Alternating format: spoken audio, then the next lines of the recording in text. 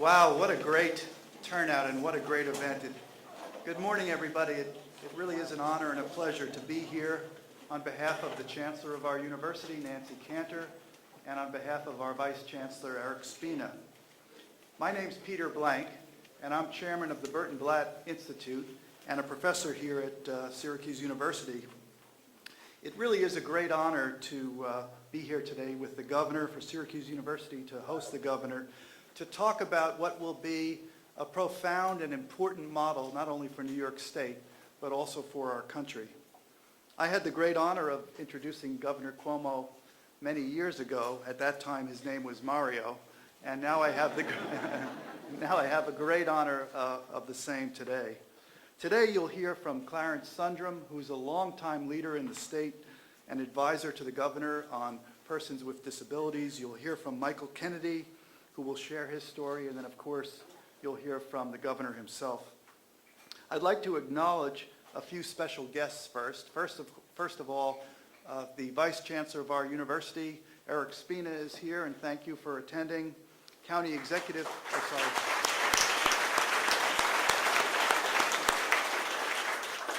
County Executive and fellow MPH mom, Joni Mahoney, is here. Mayor Stephanie Miner, it's a great honor to have you here. District Attorney William Fitzpatrick is here. Pleasure. And Mayor Brian Tobin of the City of Cortland is here. Mayor. So thank you all for joining us. My remarks will be very brief, but there really is no cause in our country and our society right now that is more noble and more fundamental to the protections in our democracy. It's very fitting and appropriate and heartfelt for me, and I know the university, that this event is held here.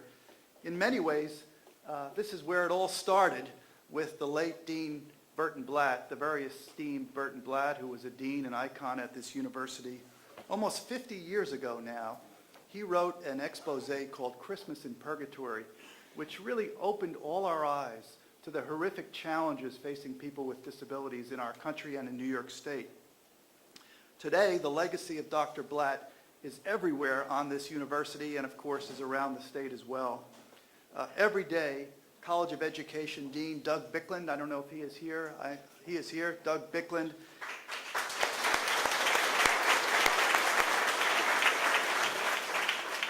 Is leading profound changes in the way in which his students and his leaders, his faculty, carry on the work of Burton Blatt. The Center of Human Policy was founded by Burton Blatt here at Syracuse University. Diane Murphy, who's Dean of the Falk School, I think, is she here? Diane Murphy may not be here, but is a partner and another student, like Doug Bicklund was, of Dean Blatt, who carries on this terrific legacy. Every day at the Syracuse College of Law, Professor Michael Schwartz, I don't know if he is here, but Michael Schwartz leads the Disability Law Clinic with his colleagues Arlene Cantor and others to ensure the rights of people with disabilities in this area and as well as in New York. We're very fortunate at the Burton Blatt Institute, which I lead, to contribute to that important effort, which is really to ensure that people with disabilities are included as equal citizens in everything we do. Now, you're going to hear today about the governor's initiative, which will be, I believe, a national model, not only a watershed thing for New York State, but a national model as well about new ways to understand equal participation in society and the protection of individuals with disabilities in society. The governor is setting forth a groundbreaking national model, which you'll hear about today, which has for too long gone without the kind of leadership that he will be proposing here. So it is a great privilege to introduce to you first Clarence Sundrum, who is a special advisor to the governor. Clarence has been a national and international leader in the field of the rights of persons with disabilities. He has worked for this governor, another governor named Cuomo, and has been a leader for many years in pursuing the rights that we are all interested in hearing about today. I want to make one more acknowledgement, which I should have said earlier, and I apologize. I want to acknowledge SU's dear alumni and friend, and one of my mentors here also, Brian McLean.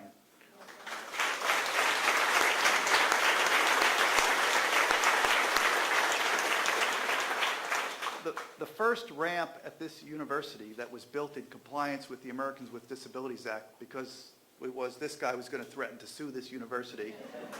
Once they built the ramp, his real love was, of course, Orange basketball. And if it wasn't for him, many people with disabilities would not be going to see the Orange basketball team play in the Carrier Dome as well. So, Brian, it's a terrific honor to have you here as well.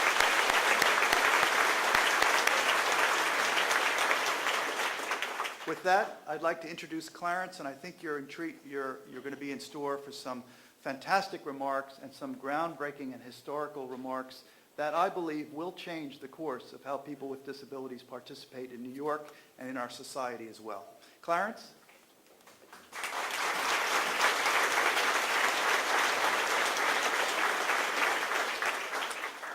Thank you very much, Peter, and good morning, everybody. This is a great day, and this is a very appropriate venue in which to be having this conversation today. Peter mentioned one of Burton Blatt's great works, Christmas in Purgatory. Today we're here to talk about a subject that was captured in the title of another of his books, Souls and Extremis. So what we are here to talk about today is the plight of over 1 million citizens in this state. 273,000 of them who are served in residential programs that are run by either a state agency or agencies that we contract with and authorize. And these include programs in the mental health system, in the developmental disabilities system, in the alcohol and substance abuse system, our child care system, and in special education residential schools.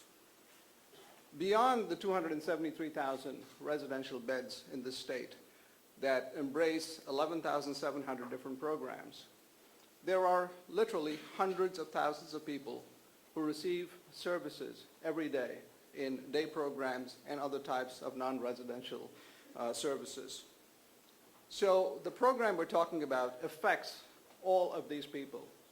And as importantly, all of them have families. They have friends. They have loved ones. This legislation that the governor is putting forward affects all of these people as well. So what are we trying to do? The purpose of this program is to create a consistent set of safeguards for vulnerable persons to protect them against abuse, neglect, and other dangerous conduct that affects their welfare. Now, I should say at the outset, there are literally tens of thousands of people who work in this field every day and who do enormously good work, who serve society in one of the most valuable capacities that we all depend on to take care of our elderly, to take care of people with disabilities, to take care of children in need. And they all do God's work for modest pay under very difficult circumstances. We are focusing today on a much smaller percentage of people who, entrusted with this responsibility, abuse the trust and abuse the people that they take care of in serious ways. And one of the central purposes of this legislation is to have an aggressive program of investigation and prosecution of people who commit serious crimes against the disabled. But at the same time, we want to make sure that we are fair and consistent in the way in which we support other people. The programs we're talking about cover people with disabilities of various kinds, mental illness, developmental disabilities, and people with alcohol and substance abuse services, children in residential programs. What are the problems? You've all read about the issues of abuse of people in residential care. And these problems stem from several underlying circumstances, some of which have to do with the inconsistent and confusing standards that the state has promulgated, which don't provide clear guidance to individuals.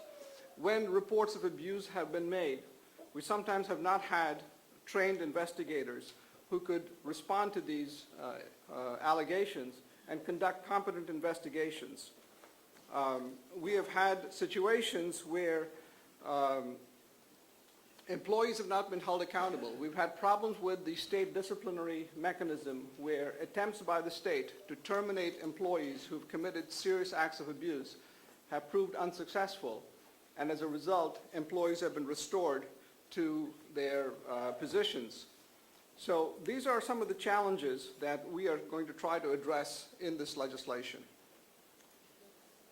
We have in this state a dizzying maze of laws and regulations that do not provide clear and consistent guidance to either employees on the front lines or to the providers who run programs serving these different populations.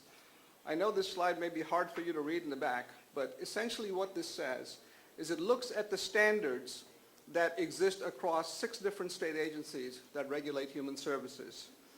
And the green buttons that you see are where the state has clear and consistent standards defining abuse, setting forth expectations to report abuse, creating obligations for investigators to investigate those abuse within a defined time frame, their obligation to report crime to law enforcement agencies, their obligation to inform state agencies of the results of their investigation, their obligation to look at patterns and trends of reports.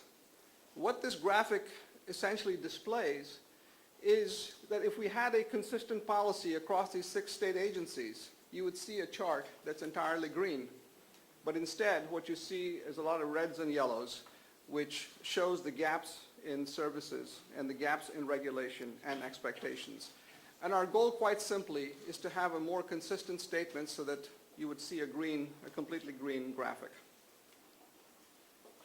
So what does this legislation that Governor Cuomo has sent to the state legislature do? First, it creates standard definitions of abuse and neglect so that we have one common standard that applies across all of our programs that is easy to understand. Secondly, it creates the Justice Center for the Protection of Persons with Special Needs. And I'll come to that in a moment. Third, it creates a consistent system for reporting abuse and neglect. It implements a system of progressive and proportional discipline. It strengthens the laws dealing with criminal conduct that occur in these facilities by adding new crimes, such as making it a crime for any employee to engage in any type of sexual relationship with a person who is receiving services. It elevates penalties for existing crimes of endangering vulnerable persons. It consolidates multiple background checks done by different state agencies, sometimes against inconsistent standards. And finally, it provides for transparency, which is absolutely critical if we are going to restore the trust of people in the way in which government carries out this most important of its obligations. So among the elements of this legislation is to create a standard definition of abuse and neglect, which embraces things like physical, sexual, and psychological abuse. One of the important features of this definition is that we treat failures to report abuse and neglect and supervisory failures to respond when reports are made of abuse and neglect as very serious matters, warranting termination of employment. The bill establishes the Justice Center, which is the centerpiece of the legislation the governor has proposed. And this Justice Center is going to be the single focal point of all of the protective activities the state is going to engage in. There are 5 key elements of what the Justice Center is going to do. First, it will have a 24-hour hotline for reporting abuse from any of these human service systems. It will be manned by trained employees who will be able to recognize and refer potential criminal conduct to law enforcement agencies. It will be capable of taking anonymous reports. We've heard, and I'm sure you're all aware of, situations where both employees and people who are served in these programs are sometimes afraid of reporting because of fear of reprisals. We're going to create a channel through which they can make reports without that fear. Secondly, it is going to establish a special prosecutor and inspector general who would be able to prosecute crimes of abuse and neglect against vulnerable persons and who would have concurrent jurisdiction with local district attorneys. Third, it would establish a register across state agencies And what's important about this register is that it would cut across all of our 6 human service agencies.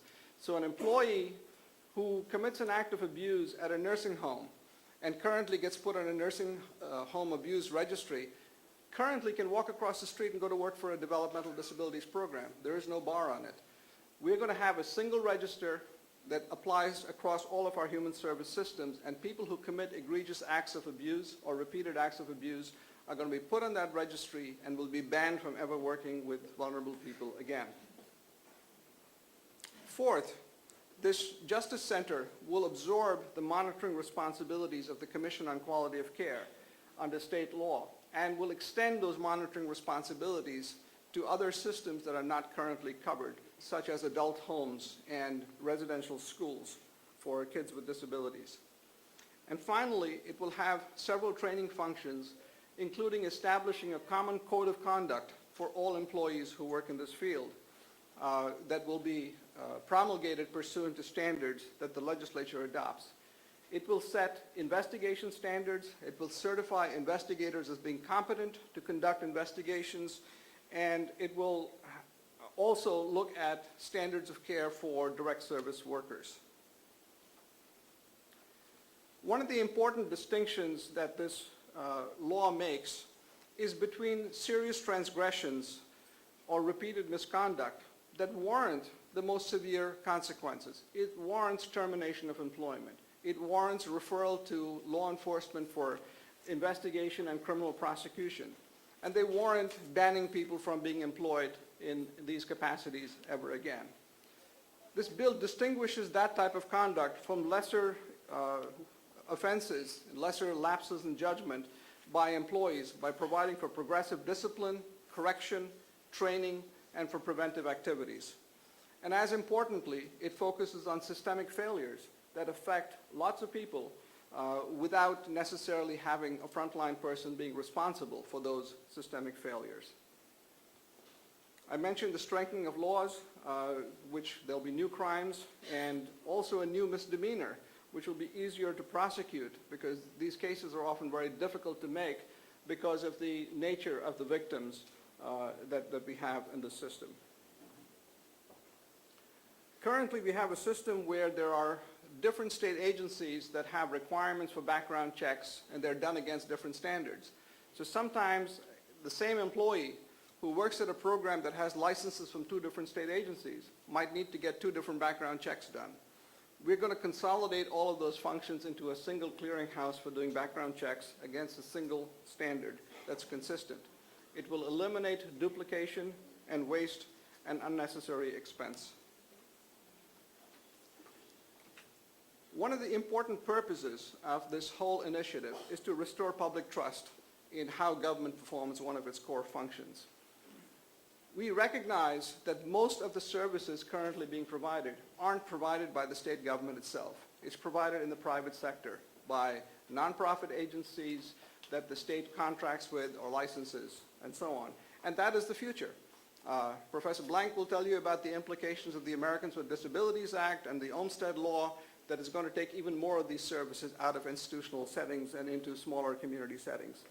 So it's important that the principles of the Freedom of Information Law that currently only apply to state agencies be extended to this array of voluntary providers in the community as far as disclosure of information regarding abuse and neglect. There are 2 other ways in which we're going to assure transparency. We're going to require that programs have incident review committees to look at each investigation that's done for its adequacy, to identify appropriate corrective and preventive actions. Those incident review committees, which are currently done by staff of those agencies, are going to be opened up to have representatives of families, consumers, and advocates. And transparency will be provided by an annual report that is made to the governor and which is disclosed to the public. So this bill affects a very large segment of government. 6 of our largest state agencies that will be under the watchful eye of the Justice Center and subject to reporting abuse and neglect to the center and subject to the powers of the prosecutor to investigate serious abuses and neglect in this system. One other aspect of this reform, currently we have a protection and advocacy system that is required by federal law. With the transfer of the responsibilities of the Commission on Quality of Care to the Justice Center, its current responsibility as a protection and advocacy system for New York is going to be redesignated to a private nonprofit agency that will have greater independence from government. In doing this, New York is going to join the majority of states which are organized in this way with an independent protection and advocacy system. So, in closing, I would like to say that in the 35 years that I've spent in this field, this is the strongest, the most comprehensive reform package that I've ever seen. It is unmatched in its breadth and its scale. Governor Cuomo has demonstrated unparalleled leadership in putting forward this vision of how an engaged government can be more effective in protecting the most vulnerable citizens of the state. He is once again restoring a sense of purpose and pride in all of us who serve in public service. And now it is up to the rest of us to make our voices heard by the legislature, which is going to have to act on the governor's proposal. I would like to now introduce an old friend and colleague whom I worked with for many years when I was at the Commission on Quality of Care. He has been one of the most articulate advocates on behalf of people with disabilities. And I'd like to introduce you now to Michael Kennedy.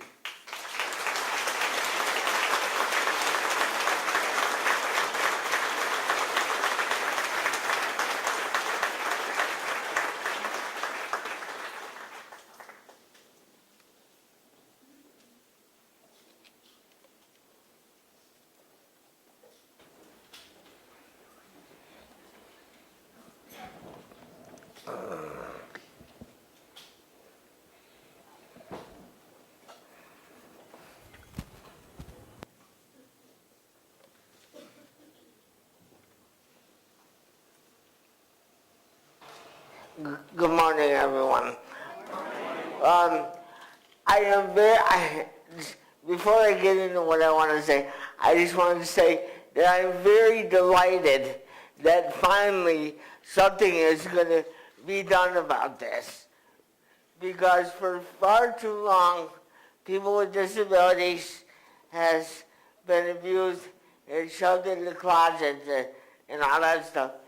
So, but I can tell you, my personal story, I went into the state when I was 6 years old, or no, excuse me, 8 years old, sorry.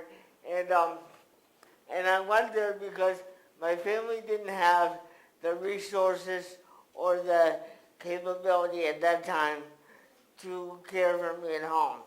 But the one particular story that I want to share with you today has happened back in 1972 when I was in Rome.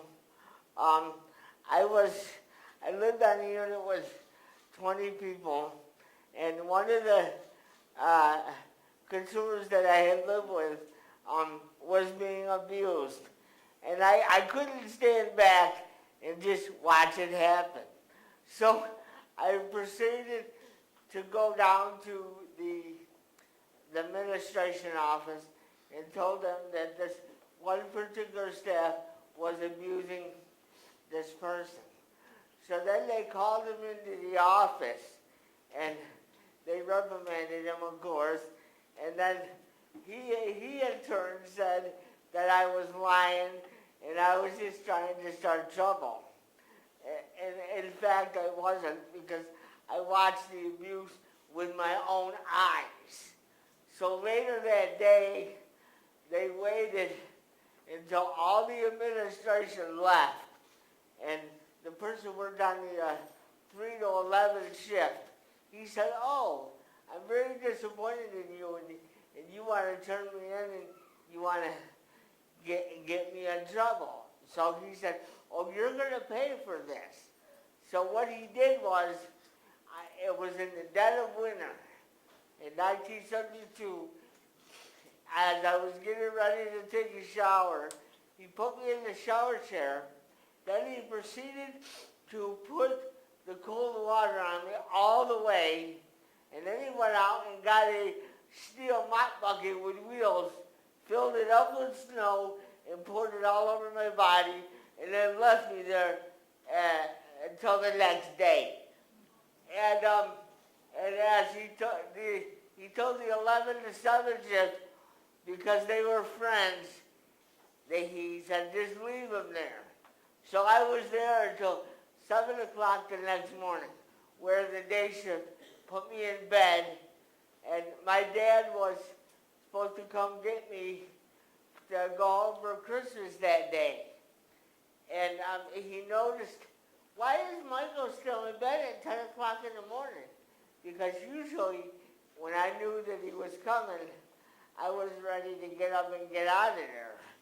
And when he proceeded to ask the staff why I was in bed and stuff like that, he could not get a straight answer. So then, even though I was awarded a state, he basically had to break the law to take me to the doctor to see what was going on. And he could have went to jail because they didn't have rights to me anymore, but he took the chance. And then the sad part about that is the staff that did this, they didn't fire him.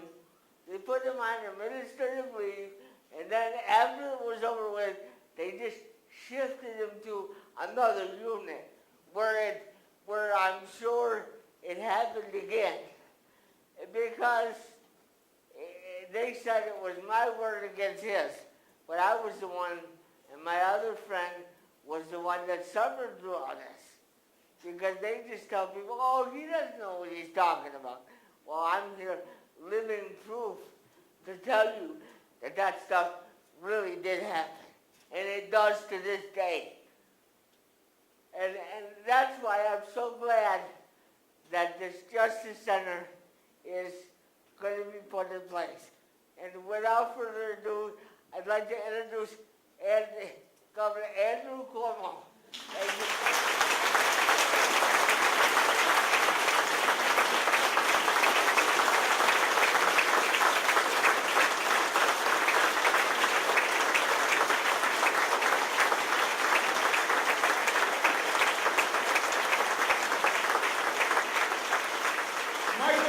Ladies and gentlemen, let's give him a round of applause.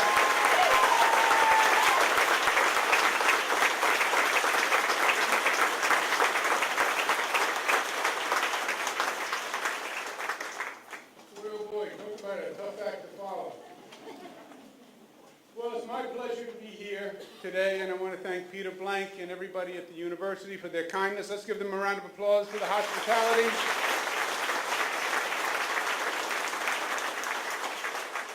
Pleasure to be once again with my partners and my colleagues in government, your great county executive and your great mayor. Let's give them a round of applause.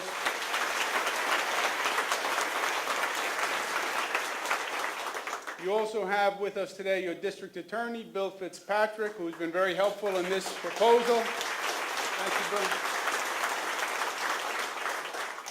And to Clarence Sundrum. Clarence has forgotten more about this area than I will ever know. He's done great work for the state and for the entire community. He's a national hero in this field.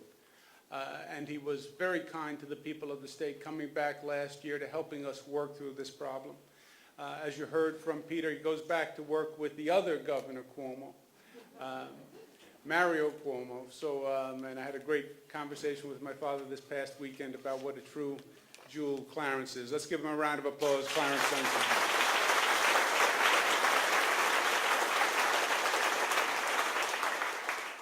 Let me say this because it's all been said, basically. I've been governor for about 17 months, and much of what we've been trying to do is to fix the damage, to clean up the damage that we inherited, because the state government hasn't worked well for a long time, as you know. And there's a lot to do just to bring back competence and bring back performance and bring back some sense of integrity and professionalism in state government. And we've been focusing primarily on the economic issues, jobs and taxes.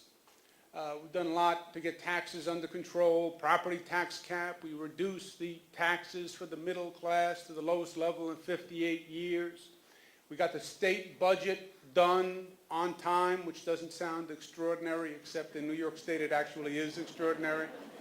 So we got the budget done on time 2 years in a row, and we're focusing on economic development and getting jobs back, because jobs makes the train run, right? Jobs are the engine that pull the economy and pull the state. So we've been focusing on that. There is another dimension to what the state does. It's 180 degrees from that. The state government also takes care of people. Takes care of people in a number of contexts, runs a prison system, and runs a very large mental health system, mental health universe, state facilities, not-for-profit facilities, day programs. But it's probably, in terms of touching people, the largest single place where the state government touches people. 1 million people. Think about it. 1 million people. Basically in the realm of mental health services, residential day, etc. And that has been an area of concern for the state for some time. Because when you talk about the incompetence of state government that has gone on for many years, you see it on the economic side. You don't always see it on the human side. It's been more invisible in the area of mental health. Why? Because, as Mr. Kennedy's story pointed out, it's behind closed doors. It's not open to public view. It happens in the middle of the night. It happens to people who are voiceless, and it happens to people who are powerless, and it happens to people without strong advocates and without strong attorneys. And it goes through the bureaucracy of the system, a complaint that gets processed through the system. So it has been probably less visible, the incompetence, less visible, the shortcomings. But I believe, in many ways, the most damage that the ineffective state government has done is in this area. And I am a governor who is committed to getting this state's books in order, and the economics in order, and the finances in order, and the jobs in order. But if you ask me what is more important, what we do in terms of the economy or what we do in terms of treating people, it's not even close. The way we treat people is really the judge of who we are. The economics, the budget, the jobs, that's all this. How we treat people is all this. And this is who we are. And the kind of people we are. And the community we are. And the story that Michael told, I wish I could stand before you and say, it's the first time I've heard such a story. I wish I could say to you, I'm sure this is an isolated case. I would feel much better if I could say that. But it's not true. 1 million people last year, we got 10,000 complaints of physical, sexual abuse of people in our facilities. Now look, it's a difficult and it is a complex problem. We're trying to help people with special needs. And it's hard and it's difficult. The size of this system, you know, we reformed the system in the 50s and the 60s. We had a mental health system that was basically in large mental health facilities, Willowbrook. And there was a reform movement that said we have to get out of these big warehouses, out of these big factories. So we went to a system of smaller community-based residences, discrete facilities, which was right. That brought a different set of challenges. You now have about 15,000 facilities in the state. Just think of the scope of that size. And you have to police 15,000 facilities dealing with special needs populations. So it is difficult. but we have to do a much better job. Clarence, in his brilliance, went through the proposal. To me, it comes down to one word. What we want is we want justice. It's called the Justice Center. We want fairness. We want people treated like people. We want human rights respected. We want human dignity restored. And we will not allow people to be abused in the care of the state of New York, period. It is that simple.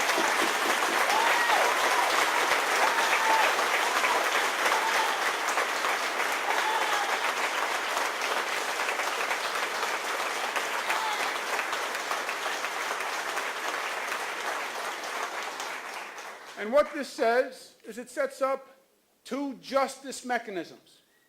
One, for really serious offenses, a special prosecutor who will bring or can bring criminal charges, specializing in just this area, dealing with just this population, and becoming expert in the challenges that are presented here. On the other side, if it's not a criminal, doesn't rise to the level of criminal, a truly effective administrative mechanism that will sanction or terminate employees who abuse their trust, because that's what it is. The process now is the state is now in the process of terminating 200 employees in the mental health system for abusing consumers. I don't feel good about terminating 200 people. Those are 200 people, 200 families in a tough economy. But I am going to do it. Because if you abuse someone in the care of the state of New York, your rights as a worker and an employee are outweighed by the human rights of the person you abused. And we're going to send a different signal.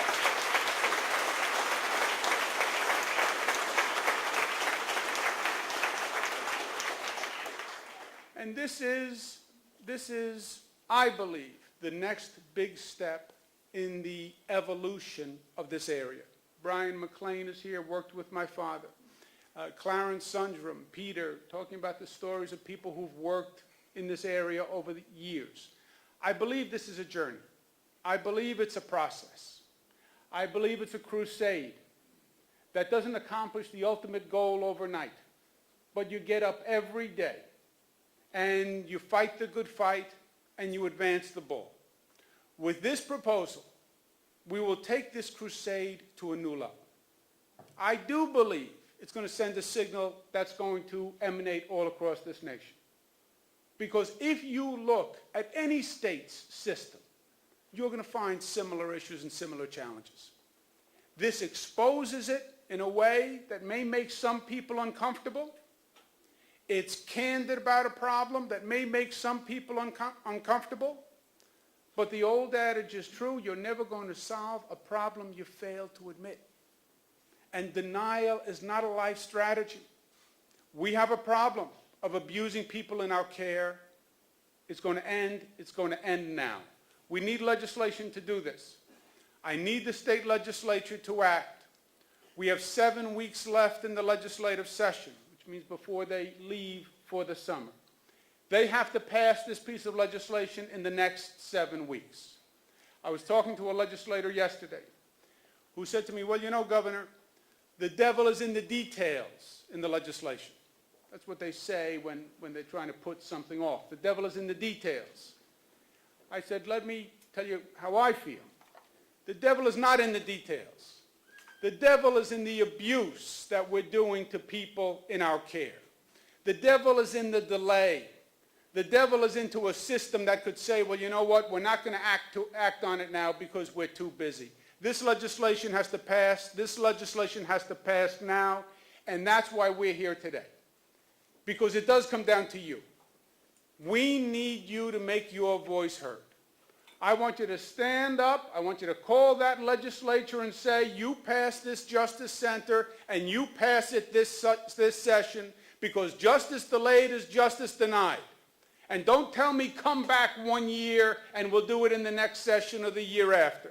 1 year is all the time in the world if you're in a facility being abused. 1 year is all the time in the world if you've been in a facility and you've been abused year after year after year.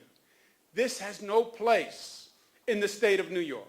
We will not tolerate it. Not here and not here. Because that's not who we are as New Yorkers. And it's not how we care for our brothers and our sisters. And it's not how we define community and compassion. It's not who we are in our heart and in our soul and in our moral and ethical being. Let's stand up and change the law and bring justice to the state of New York. Thank you and God bless you.